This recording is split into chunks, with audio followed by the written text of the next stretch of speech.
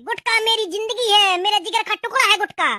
अगर किसी दिन मुझे गुटखा खाने को नहीं मिलता तो मेरी जान निकल जाती है। गुटखा मेरा जिगरी यार है। अच्छा, इतना प्यार करते हो गुटखा से? हाँ, हम मर्दों की पहली पसंद गुटखा है। गुटखा खाने से हमें ताकत मिलती है, प्रोटीन मिलता है, काम करने में मन लगता है। गुटखा के बिना हमारी जिंदगी अधूरी है, अधूरी है, अधूरी। तुम्हें आज एक चीज चुननी होगी, मुझे या गुटखा को। बताओ किसको चुनोगे? ये भी कोई बोलने वाली बात है? गुटखा को चुनूंगा। और मुझे? तू बेवफा हो सकती है, तू धोखेबाज हो सकती है, लेकिन गुटखा कभी धोखेबाज नहीं हो सकता। पुड़िया फाड़ो, मिलाओ और खाओ।